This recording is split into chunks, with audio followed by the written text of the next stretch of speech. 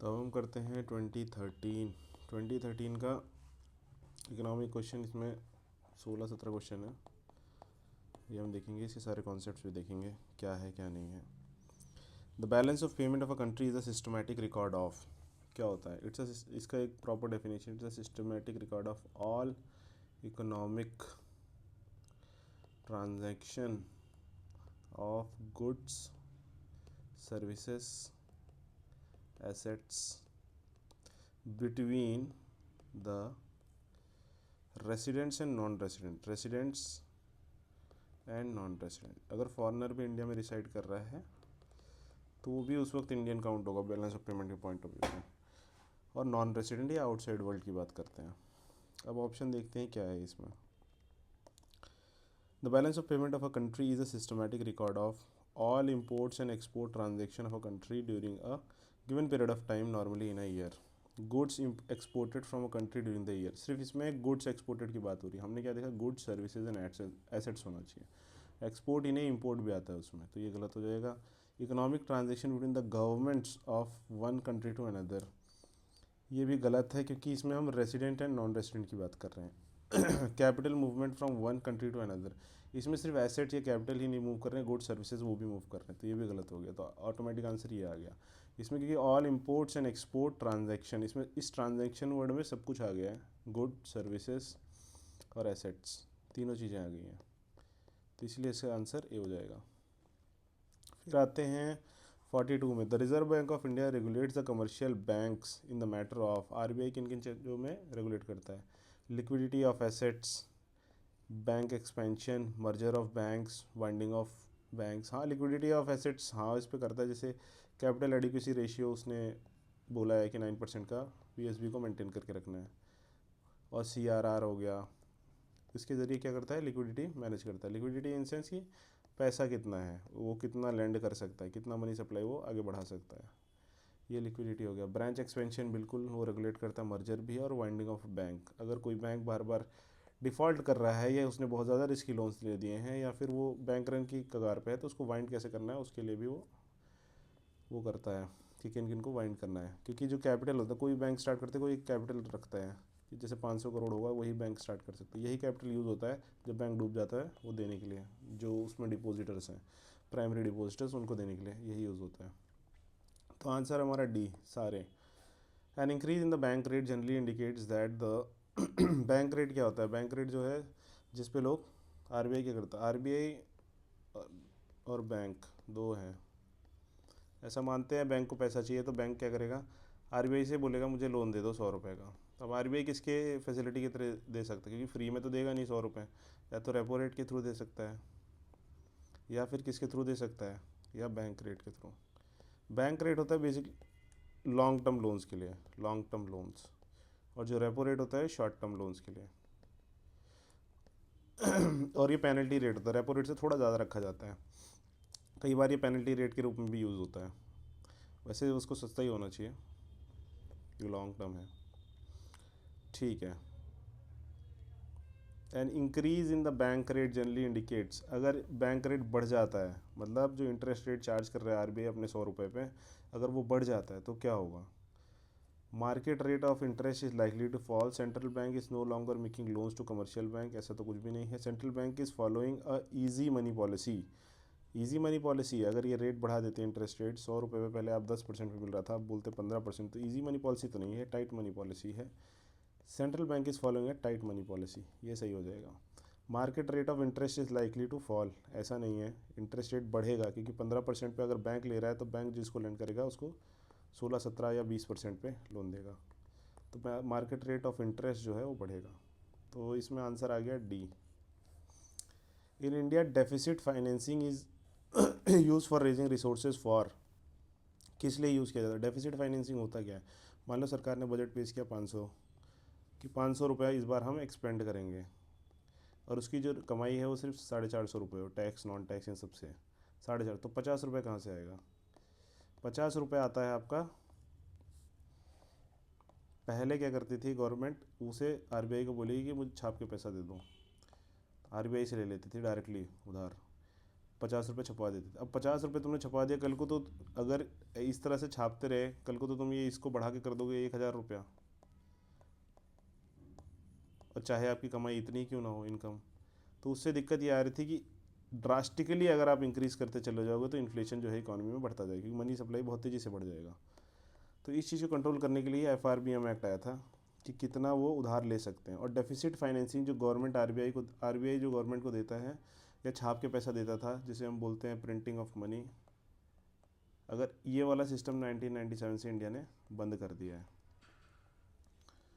तो deficit financing is used for raising resources for economic development. अब क्या हो, जो फिजिकल डेफिसिट जितना भी 3% का है, जो भी छाप के पैसा पहले देते थे, वो किस लिए यूज़ होता था, ये आया क्यों है पेपर में, पहले तो ये समझना पड़ेगा। ये पेपर 2013 में आया है, और 2008 में क्या हुआ था, फाइनेंशियल क्राइसिस आया था, ग्लोबल फाइनेंशियल क्राइसिस। अब ग्लोबल फाइनेंशियल क्राइसिस में क्या हुआ था कि पूरा जो है इकोनॉमिक एक्टिविटी ठप पड़ गई थी, क्योंकि बैंक सारे डूब गए थे यूएस में, सब प्राइम क्राइसिस जिसे हम बोलते हैं। मतलब सारे नहीं, काफ़ी हद तक बैंक डूब गए थे। तो इकोनॉमी को फिर से अपनी फीट पे लाने के लिए क्या किया गया था, फिर से सारी गवर्नमेंट्स ने, जैसे मैंने पहले ही बताया था, केनेजियन इकोनॉमी के अकॉर्डिंग क्या करते हैं, पैसा पंप करते हैं इकोनॉमी। पैसा पंप कैसे होता है, आरबीआई या सेंट्रल बैंक के थ्रू होता है। तो इस कॉन्टेक्स्ट में इसको देखना है। तो वो economic development is used for raising resources for economic development. Economic development के लिए ये, मतलब इसका कॉन्टेक्स्ट अगर नहीं पता है तो ऐसे लगेगा 1997 से तो बंद हो गया है डेफिसिट फाइनेंसिंग, फिर क्यों आया पेपर में। क्योंकि एक्सट्रीम सिचुएशंस में, जैसे कि कोई शॉक होता है, ग्लोबल शॉक्स होते हैं, उस सिचुएशन में डेफिसिट फाइनेंसिंग ही प्रैक्टिस की जाती है।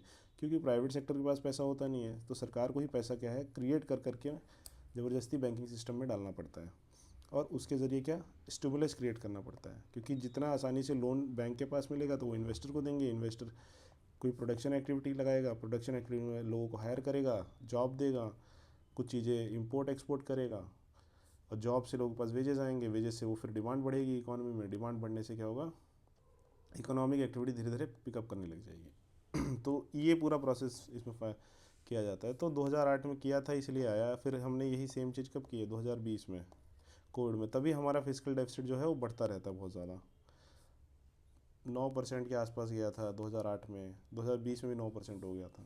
तो उस सेंस में ये क्वेश्चन है। तो अब मतलब एक प्रॉपर इसका कॉन्टेक्स्ट समझ में आ जाता है, तो क्वेश्चन का आंसर ढूंढना, अप्रोप्रिएट आंसर ढूंढना आसान हो जाएगा।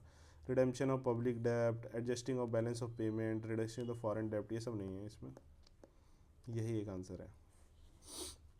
विच ऑफ द, अब आते 56, विच of the following constitute capital account. Capital account और फॉरेन लोन्स, ये फॉरेन पोर्टफोलियो इन्वेस्टर। अब ये किस सेंस में पूछ रहा है कैपिटल अकाउंट, ये रेमिटेंस वेमिटेंस है, तो ये किसके सेंस में पूछ रहा है, बैलेंस ऑफ पेमेंट के सेंस में पूछ रहा है। तो बैलेंस ऑफ पेमेंट में हमारे पास दो अकाउंट होता है, एक होता है करंट, एक होता है कैपिटल। ठीक है। अब कैपिटल में 3 सेगमेंट होते हैं, BIL, बी से बैंकिंग, बैंकिंग रिलेटेड, जिसमें फॉरेक्स आएगा आपका, फॉरेनर्स के अकाउंट आएंगे, FCNR बोलते हैं उन्हें। आई से इन्वेस्टमेंट, इन्वेस्टमेंट में क्या आएगा, FDI FII, ये जो इन्वेस्टमेंट। L से लोन्स होते हैं, लोन लेना या देना सब इसमें आ जाएगा। करंट अकाउंट में आपको क्या आएगा, 2 पार्ट में डिवाइडेड है, विजिबल और इनविजिबल। विजिबल में आपको क्या आता है, गुड्स का, जो चीज़ें देखी जा सकती है, गुड्स का इंपोर्ट एक्सपोर्ट। और इनविजिबल में आपको आता है service, income and transfer, services, income या ट्रांसफ़र, इनका एक्सपोर्ट या इंपोर्ट। इनकम कहाँ कहाँ से आ सकती है, प्रॉफिट, इंटरेस्ट जो आप अर्न कर रहे हैं कहीं पे, या डिविडेंड अर्न कर रहे हैं या देना पड़ रहा है, वो सब आएगा। ट्रांसफ़र्स में आपको क्या क्या आता है, ट्रांसफ़र में आता है रेमिटेंस, डोनेशंस और गिफ्ट्स।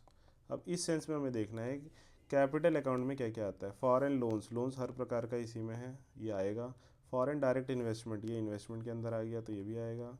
प्राइवेट रेमिटेंसेस हमारा किस में आता है, रेमिटेंसेज है हमारे यहाँ ट्रांसफर्स में, इनविजिबल्स में, करंट अकाउंट में, तो ये गलत हो गया। और पोर्टफोलियो इन्वेस्टमेंट, FII, ये फॉरेन पोर्टफोलियो इन्वेस्टर, ये FII या FPI भी बोलते हैं इनको ना, फॉरेन इंस्टीट्यूशनल इन्वेस्टर या फॉरेन पोर्टफोलियो इन्वेस्टमेंट, तो ये भी आएगा आंसर में।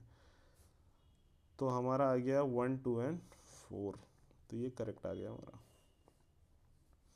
नेक्स्ट देखते हैं 61, which of the following is are characteristics of the Indian coal, कि कोल सबसे प्राइमरी है एनर्जी के लिए, इसीलिए ये आता है क्वेश्चन, इससे पहले भी आया है। जैसे ये वाला हमने भी पढ़ा 56 एग्जैक्ट सेम क्वेश्चन 2017 में आया हुआ है। और डेफिसिट फाइनेंसिंग ये तो बहुत ही बार रिपीट हो चुका है आगे चल के, मतलब मुझे लगता है हर दूसरे तीसरे साल ये आता ही रहता है। और reserve bank of India regulates, ये वाला तो नहीं इतना रिपीट हुआ है। बीओपी पे कंटिन्यू क्वेश्चन आ रहा है, जैसे ये भी बीओपी पे ही है, बैलेंस ऑफ पेमेंट पे, फिर यहाँ पे बैलेंस ऑफ पेमेंट आ गया। तो ये बताते हैं कि क्या इंपॉर्टेंट एरियाज़ हैं जो आगे आ सकते हैं, और बार बार ही आते हैं एरिया। बैंकिंग वाला सेक्टर बहुत अच्छे से आना चाहिए, बैंकिंग और ये मनी मार्केट, कैपिटल मार्केट, ये सारा सिस्टम फिजिकल पॉलिसी से रिलेटेड जितना भी है। Which of the following is are characteristics of the Indian coal, high ash content. Ash content मतलब जब कोल बनता है तो कुछ इम्प्योरिटीज़ उसके अंदर रह जाती हैं, तो उनको ऐश बोला जाता है, जो प्रॉपरली जलती नहीं है, वो कुछ मिनरल टाइप के बचे रहते हैं उसमें। Low sulphur content, sulphur content Indian coal में कितना है? सल्फर कंटेंट इंडियन कोल में लगभग 0.5% है, इसे ये लो में ही क्लासीफाई, जो भी 1% से लो होता है सल्फर जिसमें, वो इसमें क्लासीफाई होता है, क्या बोलते हैं, लो सल्फर कंटेंट। मीडियम होगा 1 से 2% जिसमें सल्फर हो, और हाई होगा जो 3% या उससे ऊपर सल्फर हो।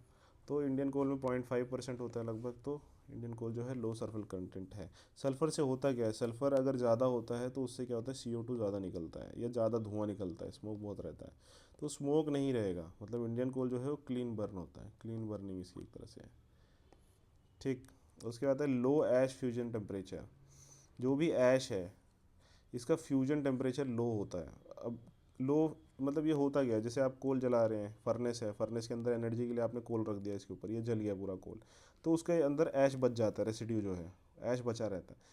ऐश क्या होता है, एक टेम्परेचर के बाद मेल्ट होने लगता है, अगर ये लो टेम्परेचर पे मेल्ट होने लग गया तो क्या होता है, फर्नेस में सारा जो पैन है उस पर चिपक जाता है पूरा कोल, उसको फिर अलग से साफ़ करवाना पड़ता है, इसको क्लीन करवाना पड़ेगा।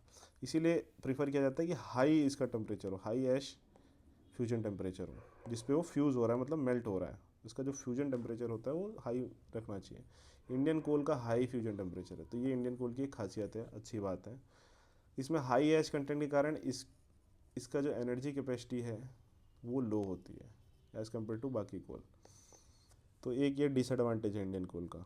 तो इंडियन कोल की ये दो खासियत है, और यहाँ पे हाई होना चाहिए था, तो ये गलत हो गया, तो 1 और 2 ये हो गया इसका आंसर। अब आते हैं 74, consider the following liquid assets, demand deposit with bank, time deposits, saving deposit, currency. अभी हमने इससे पहले भी देखा है 16-17 में, एग्रीगेट मनी सप्लाई से रिलेटेड एक क्वेश्चन आया है एप्लीकेशन भी, वो यही सेम क्वेश्चन तो है। M1 M2 M3 जो मनी का सप्लाई हमने देखा था, M2 M3 M4, जिसमें M3 जो होता है वो एग्रीगेट मनी सप्लाई होता है। अब एग्रीगेट मनी सप्लाई में क्या आता है, लिक्विडिटी के हिसाब से पूछ रहा है, तो M1 क्या होता है, M1 में होता है करेंसी जो जनता के पास है, ठीक है, तो पहला आ गया, ये सबसे ज़्यादा लिक्विड होता है। M2 जो हो गया currency with Janata plus post office saving, post office में जो आप सेविंग कर रहे हैं या saving account, saving deposits, currency with जनता, हाँ, प्लस यहाँ पे और भी कुछ होता है, ये करंट अकाउंट सेविंग अकाउंट होता है, यहाँ पे करंट अकाउंट सेविंग अकाउंट होता है। लेकिन इसमें थोड़ा सा ज़्यादा स्पेसिफिक पूछा है, डिमांड डिपॉजिट्स भी पूछ लिया और साथ ही साथ सेविंग डिपॉजिट्स पूछ लिया, तो इसलिए ये वाला कॉन्सेप्ट जो है पता होने से आपको आसानी तो होगी कि लिक्विडिटी फाइंड आउट करने में, बट टोटली आपको नहीं पता लगेगा। जैसे इसमें है, मैं एक मिनट इसको क्लियर कर देता हूँ कि ये कैसे होता है, एग्रीगेट मनी सप्लाई से रिलेटेड जो कॉन्सेप्ट है, इसमें M1 जो होता है, M1 होता है करेंसी जितना जनता के पास है plus current account saving account, या फिर डिमांड डिपॉजिट भी इसी में आएगा। इसके बाद आता है आपका M2 जो होता है करेंसी विद जनता प्लस ये प्लस पोस्ट ऑफिस में जो सेविंग है, पोस्ट ऑफिस की सेविंग्स है। और M3 आपका हो जाता है M1 प्लस टाइम डिपॉजिट्स, ये हो जाता है। और M4 जो आपका हो जाता है टोटल ऊपर का, जिसमें M3 प्लस पोस्ट ऑफिस के सारे, चाहे सेविंग हो ना हो, सब ऑल, तो ये आता है। तो RBI इसको यूज़ करता है एग्रीगेट मनी सप्लाई को मेजर करने के लिए। क्वेश्चन इससे पहले पूछा भी एग्रीगेट मनी सप्लाई से रिलेटेड। अब हम देखते हैं इसमें लिक्विडिटी किसकी ज़्यादा होती है। इसमें होता है M1 greater than M2 M3 फिर M4। लिक्विडिटी का मतलब कितना आसानी से पैसा निकाला जा सकता है, कितना आसानी से जो पैसा निकाल के उसको हम यूज़ कर सकते हैं, वो लिक्विडिटी है। जैसे टाइम डिपॉजिट में हमें टाइम लगता है, लेकिन गोल्ड तुरंत सेल करके हम पैसा निकाल सकते हैं, तो गोल्ड ज़्यादा लिक्विड हो गया। उस सेंस में। अब इसमें हम देखते हैं इसका आंसर होगा क्या। डिमांड डिपॉजिट, डिमांड डिपॉजिट जब चाहो तब आप डिमांड कर लो अपना पैसा, अकाउंट है आपके पास, आप गए क्रेडिट कार्ड से पैसा निकाल लिया तुरंत, तो वो डिमांड डिपॉजिट हो गया। करेंसी विद जनचर, जो जो आपके पास पहले ही हाथ में पैसा है, तो ये तो सबसे ज़्यादा लिक्विड हो गया, उसको तुरंत यूज़ कर सकते हैं हम, तो फोर्थ तो पहला ऑप्शन आ गया हमारा correct sequence, decreasing order of liquidity, सबसे हाईली लिक्विड क्या है, फोर्थ है हमारा। उसके बाद आ जाते हैं हाँ time deposits with the bank. Time deposit with the bank क्या है, वही टाइम डिपॉजिट। इसमें क्या होता है, जैसे आप एफडी कर देते हो 5 साल 10 साल 5 ईयर्स या 10 ईयर्स के लिए, ठीक है। डिमांड डिपॉजिट तुरंत निकल जाता है, टाइम डिपॉजिट 5 या 10 साल लग जाएंगे आपको, या फिर उसको फिर तुड़वाना पड़ता है जाके बैंक से, तो इसमें टाइम लगता है। मतलब सेविंग डिपॉजिट्स क्या होते हैं, ये आपके हैं तो डिमांड डिपॉजिट की तरह, लेकिन इसमें क्या होता है, बैंक ये आपको इंटरेस्ट रेट देता है 7% 8% का इंटरेस्ट रेट आपके सेविंग के ऊपर देता है। और इसमें कई बार बैंक्स इसमें लिमिट लगा देते हैं कि आप 2 या 3 बार ही निकाल सकते हो सेविंग अकाउंट से पैसा, तो इसीलिए इसको भी निकालने में थोड़ा सा इसके कंपेयर सबसे आसानी से आप यूज़ कर सकते हो क्या, करेंसी।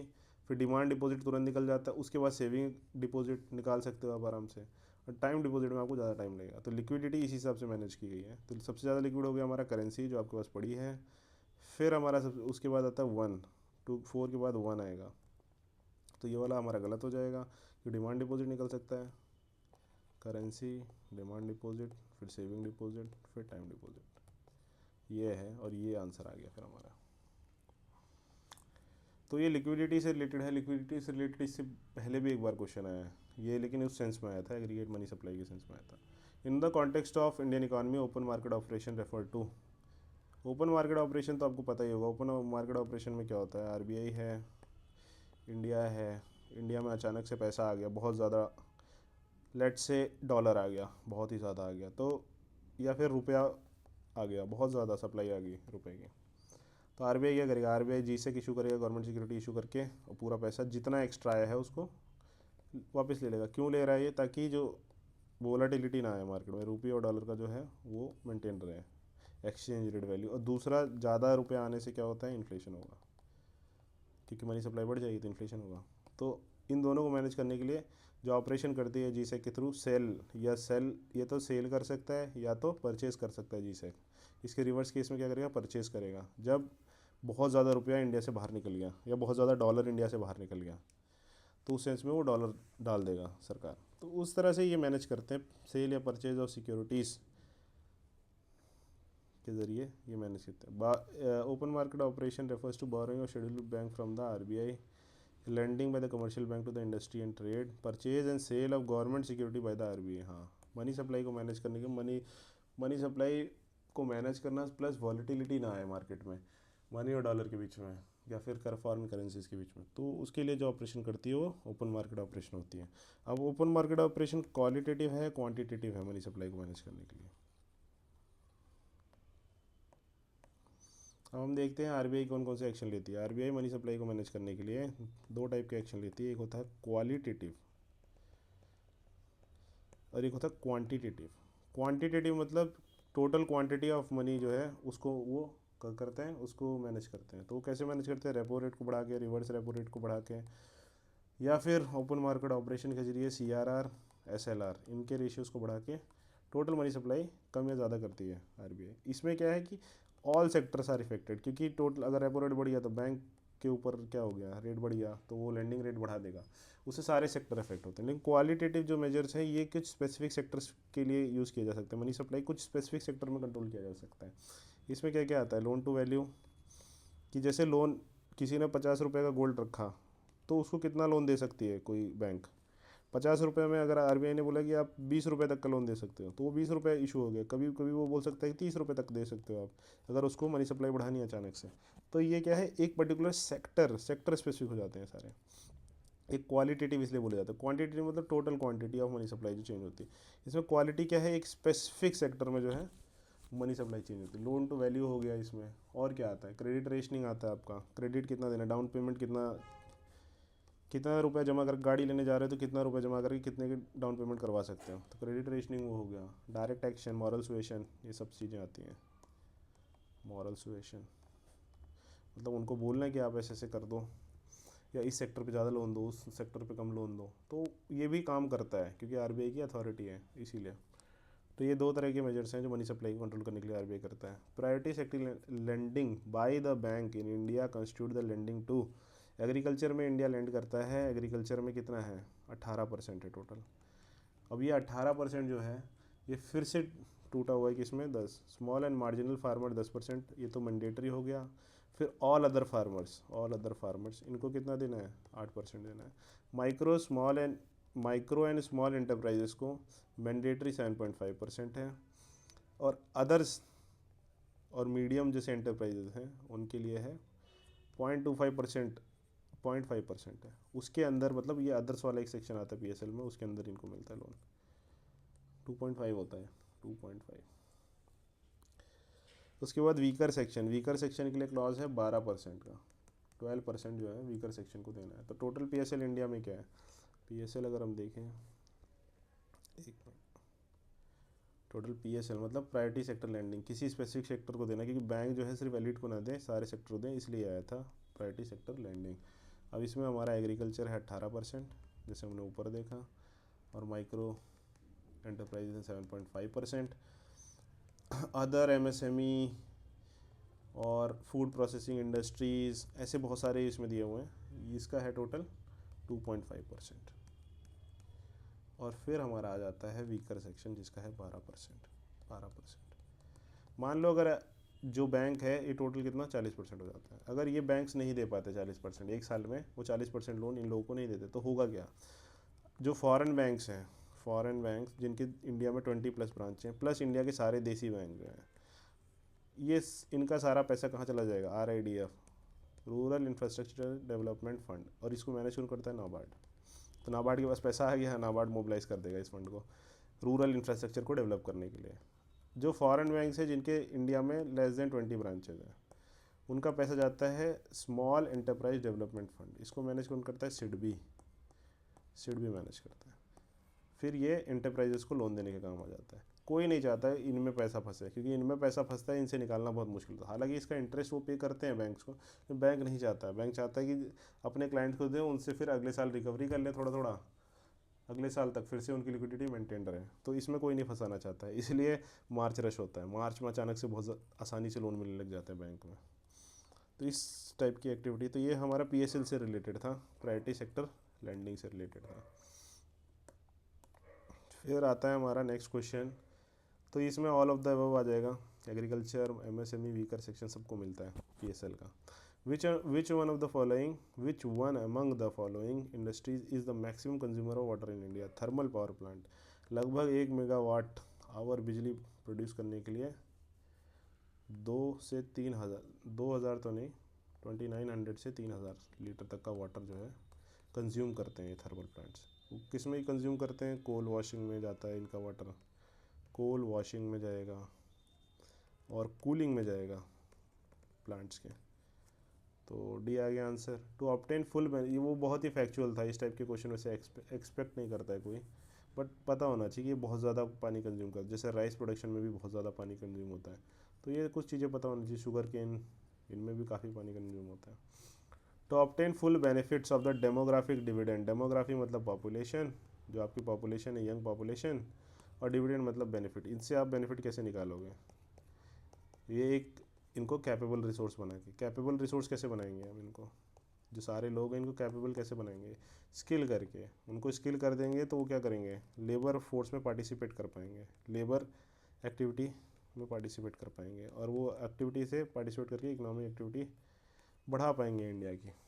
और हर आदमी पे मतलब एक तो अगर हर गरीब से गरीब अमीर से अमीर आदमी जो है वो अच्छा स्किल ले लेता है, तो सारे जो है इकोनॉमिक सिस्टम में आ जाएंगे। तो सरकार को फ्री फंड का जो चावल दाल रोटी ये सब बांटना पड़ रहा है, तो ये सब नहीं करना पड़ेगा। फ्री फंड के जो ये सब आयुष्मान भारत में फ्री वो सब दे रही है, हेल्थ वेल्थ, तो वो सब नहीं करना पड़ेगा। तो ऑब्वियसली डेमोग्राफिक डिविडेंड तभी रीप होगा जब वो बोझ ना बने सरकार पे, उल्टा एसेट बन जाए।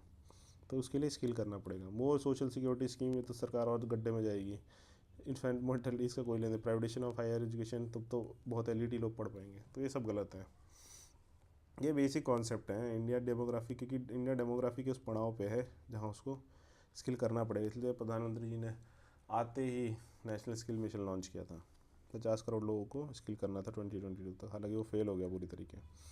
अ rise in the general level of prices में बी कॉस्ट बाई, प्राइस के मतलब एक ओनियन है उसका प्राइस कैसे राइज हो जाएगा, 1 किलो है ओनियन, या तो इसकी सप्लाई जो है वो कम हो जाए, या तो जो डिमांड है, लोग जो डिमांड करने वाले हैं यहाँ पे मनी सप्लाई कम हो जाए, ठीक है। अ जनरल लेवल, हाँ a general level of price मतलब राइस कब होगा, या फिर मनी सप्लाई यहाँ पे बढ़ जाए, या तो यहाँ सप्लाई कम हो जाए। तो दो केस में जो है जनरल लेवल ऑफ डिमांड जो है वो इंक्रीज़ होगा।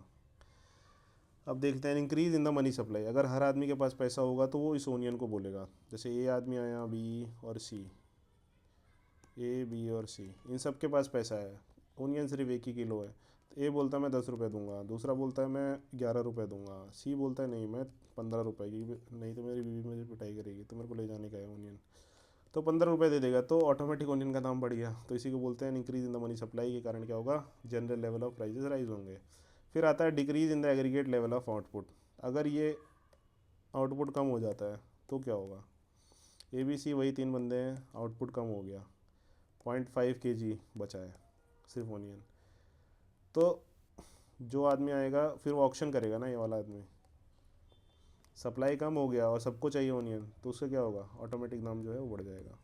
And increase in the effective demand, अगर 3 आदमी है, ये बोलता है मैं 10 रुपये दूंगा, ये बोलता है 11 रुपये दूंगा, ये बोलता है 12 रुपये, तो 12 रुपये पे सेट हो जाता प्राइस। लेकिन अब क्या है, 20 आदमी और उतर गए, ये सब भी ओनियन खरीदना चाहते हैं, तो उनमें से अगला आदमी बोलता है मैं 15 दूंगा, वो बोलता है 18 दूंगा, उसका अगला आदमी बोलता है मैं 20 रुपये दूंगा।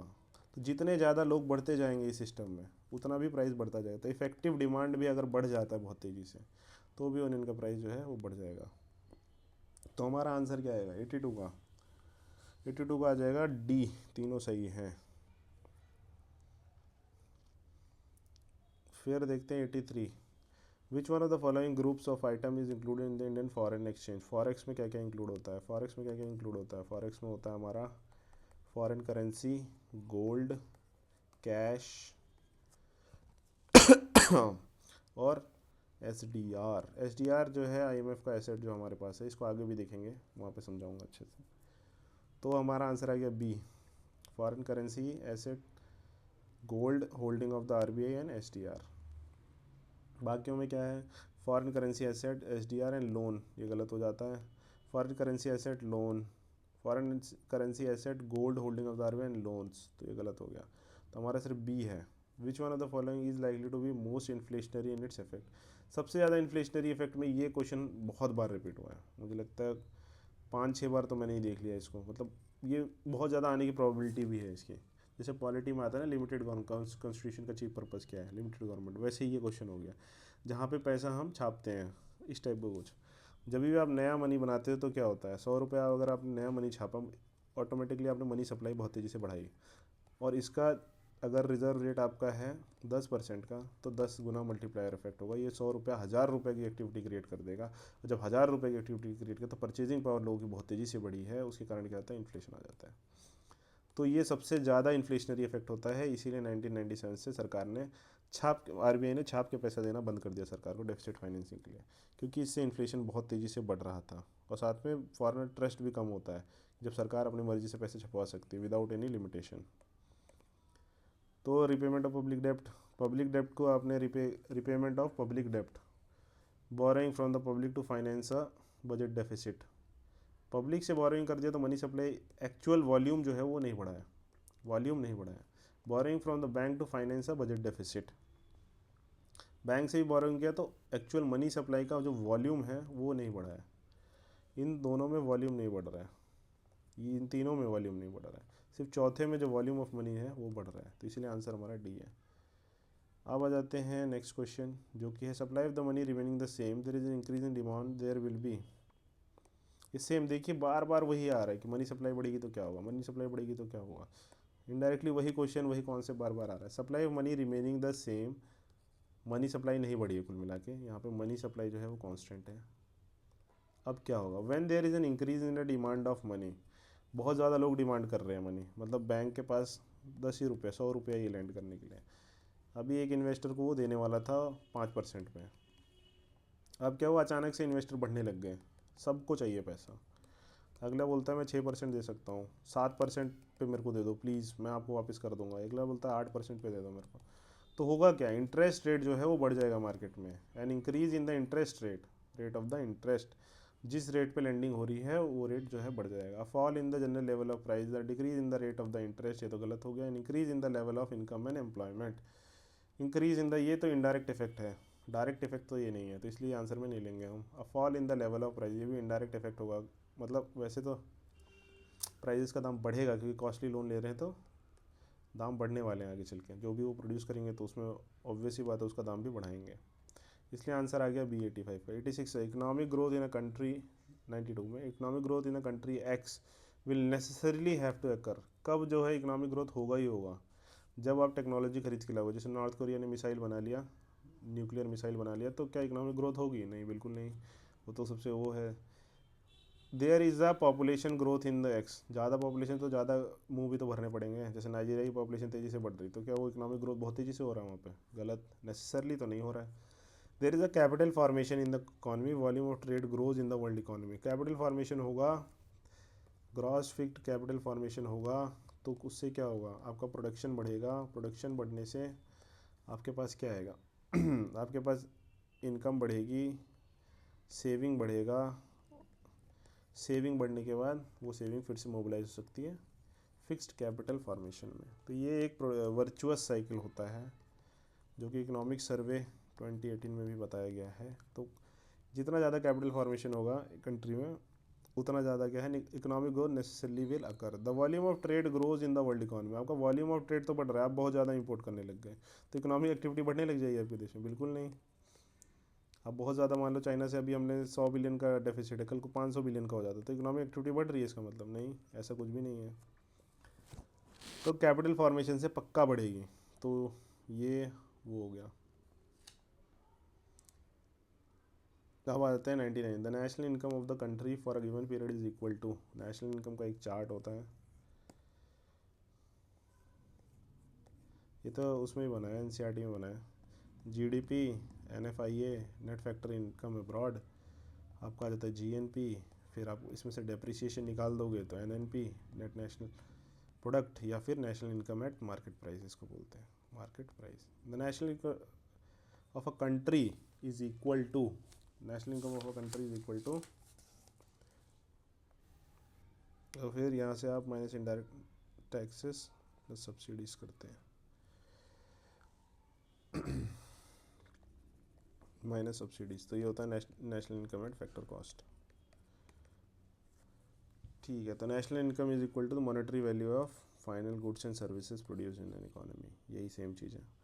Is the total value goods and services produce by the nationals, ऐसा है क्या? तो इस क्वेश्चन को हम बाद में देखेंगे, जैसे हमने वो नीर का भी देखा था, उसको भी बाद में देखेंगे। इन कॉन्सेप्ट को हम बाद में डिस्कस करते हैं नेशनल इनकम से रिलेटेड। वैसे इसका आंसर डी है, monetary value of final goods and services produce, money value जो है, ना कि total value goods and service produce by the national, ये नेशनल वाला गलत है इसमें। Which of the following grant या grant direct credit assistant to rural household, rural household को कौन डायरेक्टली ग्रांट देता है? रीजनल रूरल बैंक देते हैं, लैंड डेवलपमेंट बैंक देते हैं, नाबार्ड नहीं देता है कभी भी डायरेक्टली। नाबार्ड क्या है, किसी और बैंक्स के थ्रू देता है, ये रिफाइनेंस कर सकता है बैंक्स को, लेकिन डायरेक्ट लोन नहीं देता कभी। तो 1 और 3 इसका आंसर आ जाएगा। तो ये था हमारा कुछ मेजर कॉन्सेप्ट्स जो हमने देखे 2013 के क्वेश्चन के, और ये बार बार रिपीट होते हैं आगे भी।